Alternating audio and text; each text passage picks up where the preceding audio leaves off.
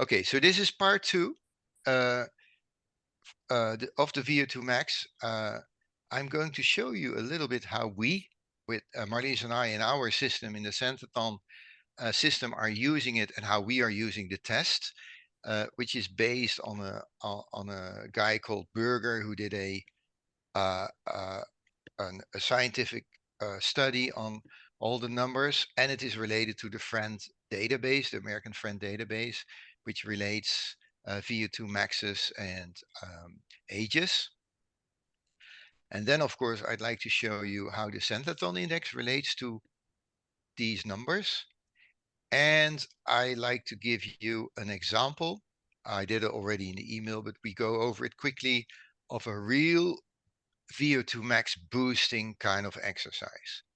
And I know that, for instance, George, with the SealFit things he does, those are real VO2 max boosters for really maximizing your VO2 max. And that's the type of training I wanted to share with you also quickly today. So this is what it's all about.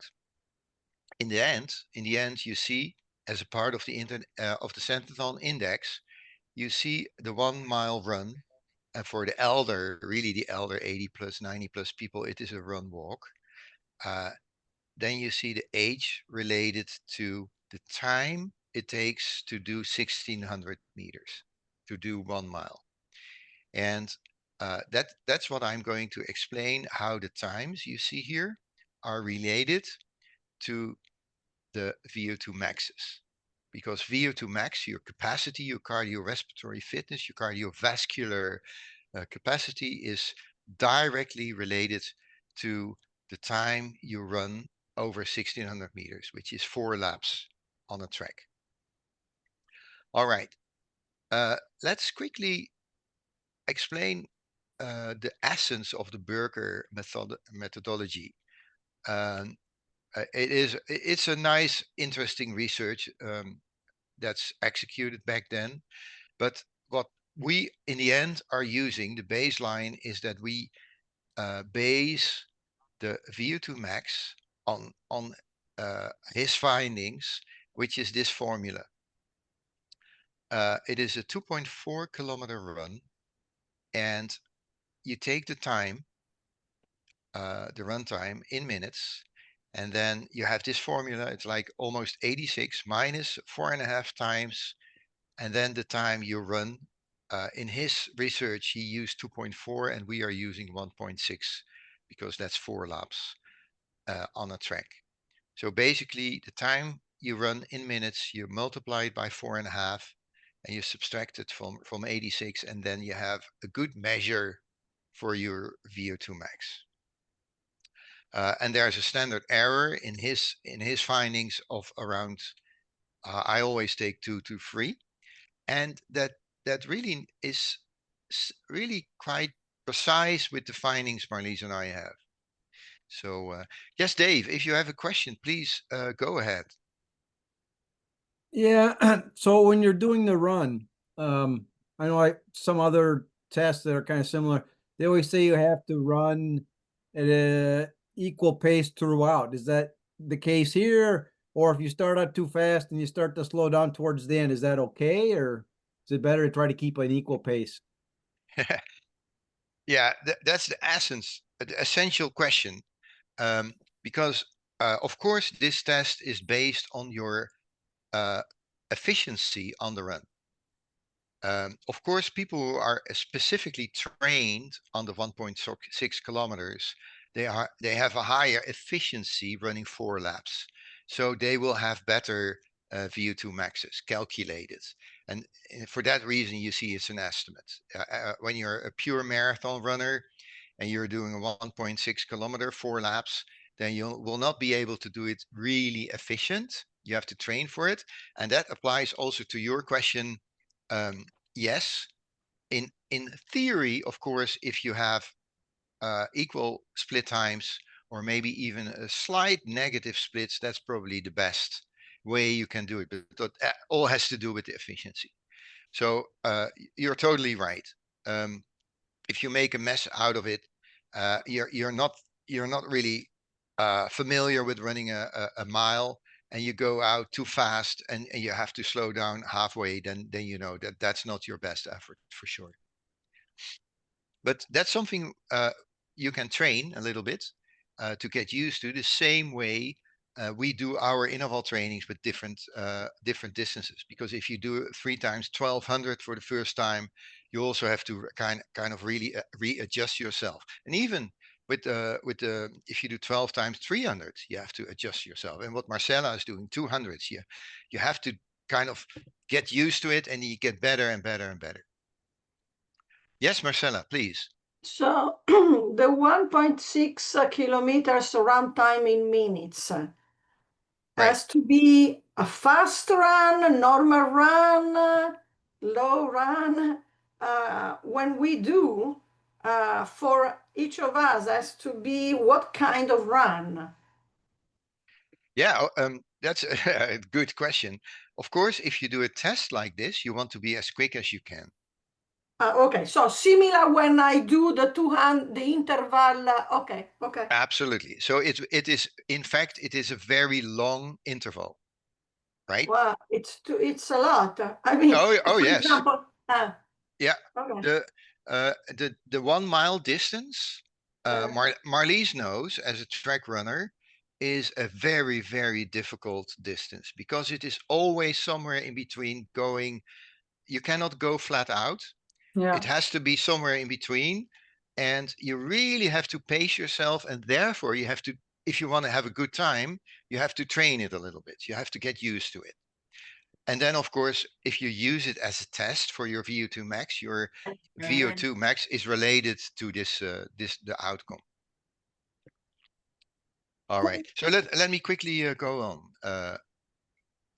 Yes, Dave, Well, please. so I was wondering, is it your PR of all time, or if you go out and do 200, 400, 800, 1600, 1600, 800, 400, 200, and that's your time. Because the difference between those two things can be 30 seconds. Yeah, it is. If you want to do a really, really, really good test for your VO2 max, the way it is defined by Berger, then you really have to fully focus on a one-time, one-off, 1 mile time. And Right. and what you're saying, Rob, I mean, that's a whole interval leading towards the 1600, and then like a pyramid going back and down, and that's of course that's a good indicator, but that's probably not the absolute best time you can run.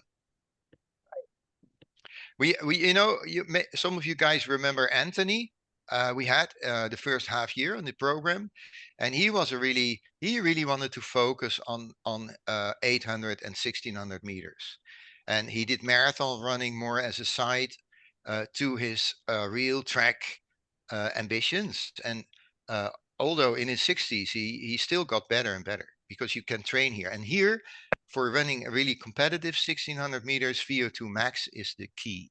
You have to have a high VO2 max. Otherwise, you simply cannot perform on the 1600 meter on a 1 mile distance. All right, let me continue. I did a test. So I use myself as an example. I ran 8 minutes on the 4 laps. So I did 2 minutes per lap. And then basically my VO2 max is 50 according to the Berger calculation. And actually my Garmin says 48. And I have been tested like a bit over a year ago, and I was in a better shape than I'm right now. And my VO2 max then was like 53 or something. So but to me, that indicates that this Berger test is pretty accurate. If you want to have a pretty accurate indication for your VO2 max. All right. Now, this is important. I showed you the friend database that you see on the left with the orange, which has a little bit small data, and in the white you see the same.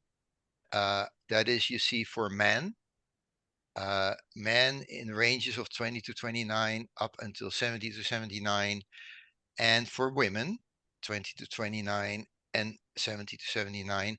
And then you see the percentiles. And what does that mean? Percentile is a statistic value for averages. And if you are the 50th percentile, it means that regarding this friend database, the mainstream middle part of the whole cohort of the whole group that has been tested is the 50th percentile. So that's when you are in the middle. And if you are better, quicker, or if in this case, if you have a higher VO2 max than the average, which is the 50th percentile, then you go to the right. So if you are, let's look here at the most right side let's say for ladies in their 50s. So then we are here in this range. And if you are in the 95th percentile for ladies, according to the friend database, then you must have an VO2 max of 35.9, let's say 36 or more.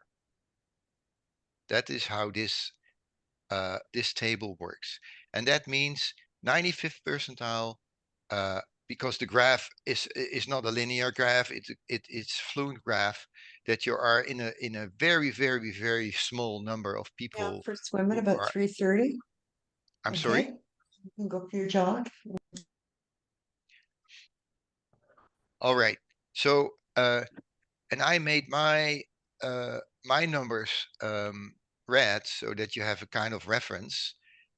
My VO2 max is measured with the Burger model around 50.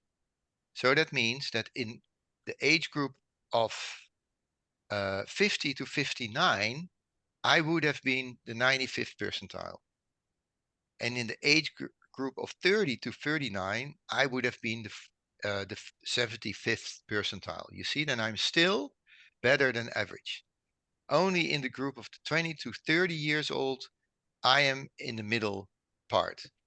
And then if you want to know exactly where I would be, that would be basically here, because it means for me that I'm in around the 98th percentile with my 50 VO2 max in my own age group of 60 to 69. Right? So it means that there are even fewer people performing and having a VO2 max on the same level, and which is about right, because I know that, and I know George did a lot of measuring as well, and in our age group, if you compare to the whole cohort, so I mean not with just the people who are doing SEAL Fit, but with the whole cohort in America, then you are in the very, very high ranges, and which means high percentiles of VO2 max. Let's have an example like one of our students, a lady, I think she has a percentile of like 40, 42. And if you look at ladies 40 to 49, with a VO2 max of 42, you would be exactly in the 95th percentile.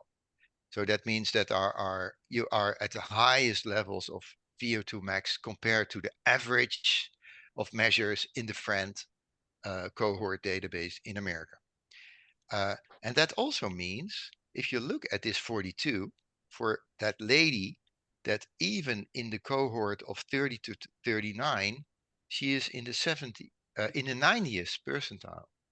So that means even if you are competing, now here comes the application. If you're competing in, like, let's say a marathon or an Ironman, where the results are divided in age groups, then if you have this exceptionally high VO2 max for a lady of 40 to 49, you are still even competitive in the age group of 30 to 39. And you're even somewhere halfway the 50th, 60th percentile of the youngsters.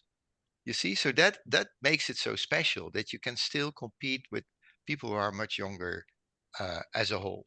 And well, maybe needless to say, but you know, I lived with a very special lady, Marlies, and I think Marlies has a VO2 max that's out of the scale here, still, and Yeah.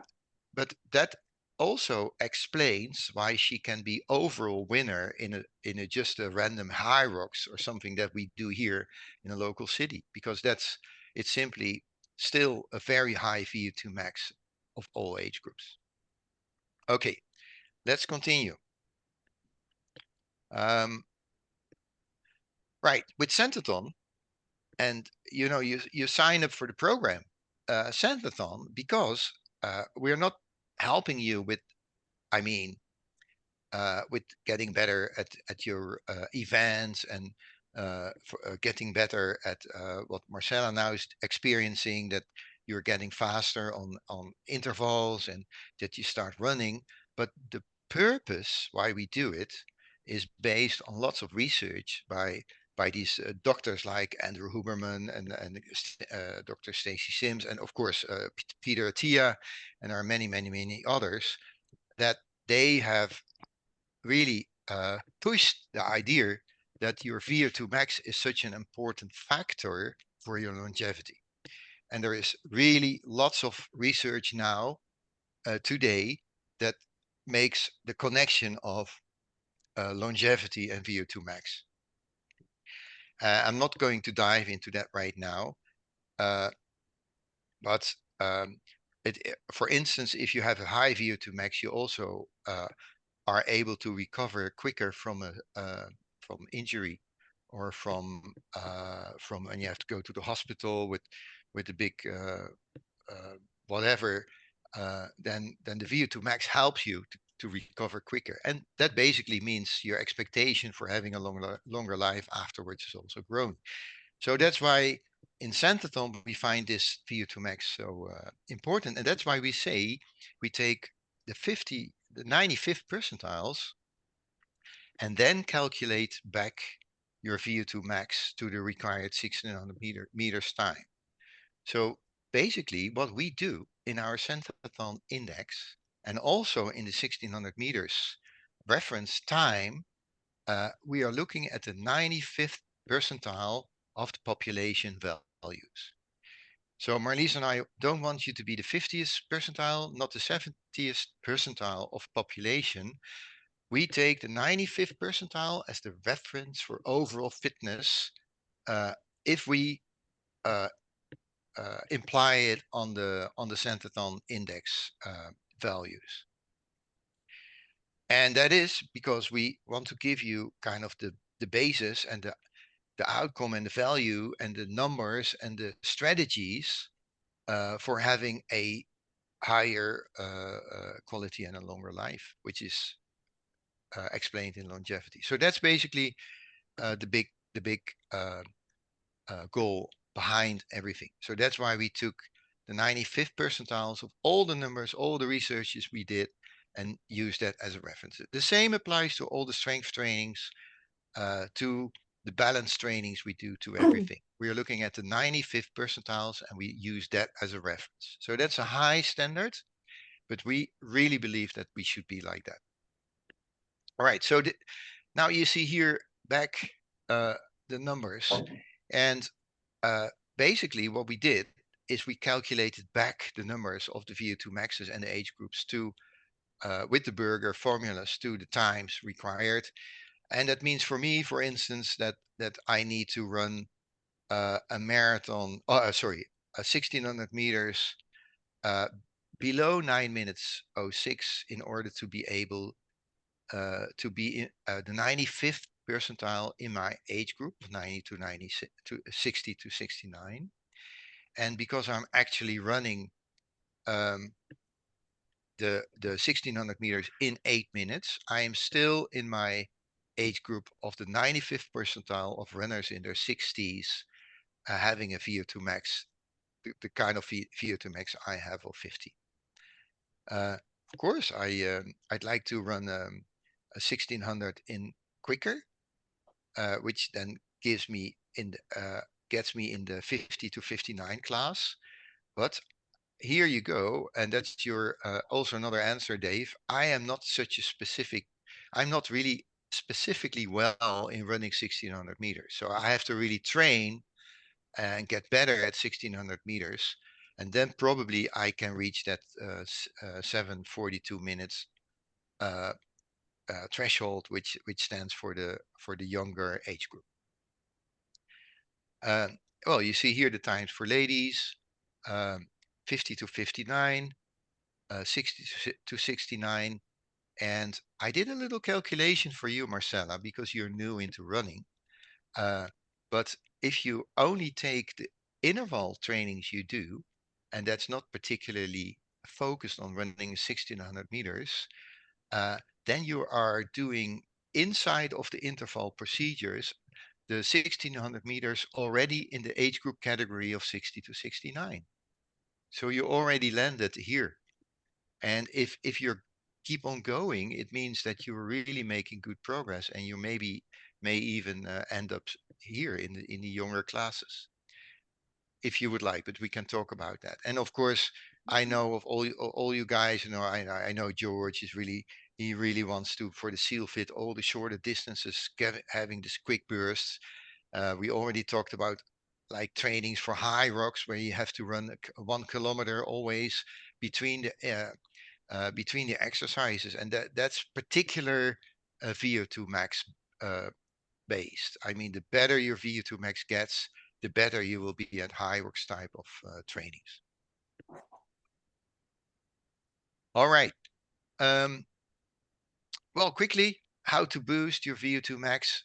One, specific short distance trainings, like the 1 mile training we talked about. If you, what Anthony did, he really, because it gets too hot, and then he wanted to do shorter distances. If you're really focusing on running a fast 1 mile, you see almost linearly also increase your VO2 max. That's also almost connected, like linear. Well, but in general, you're boosting your interval training through, you're boosting your VO2 max through interval training. And also our MHR system is high. If in the traditional, it's somewhere high in the zone 2, lower in the zone 3. It's also boosting your VO2 max, supporting your VO2 max. That's the whole discussions the cyclists have about what they should do. You know, if you have to cycle for 3 weeks now in the Vuelta in Spain and in France, and then you have to do this kind of training. And then, of course, to boost your VO2 max, all kind of seal fit training, CrossFit training, Hyrox training, they are super. And that is basically the watts that we had to find in our program, the workouts of the day.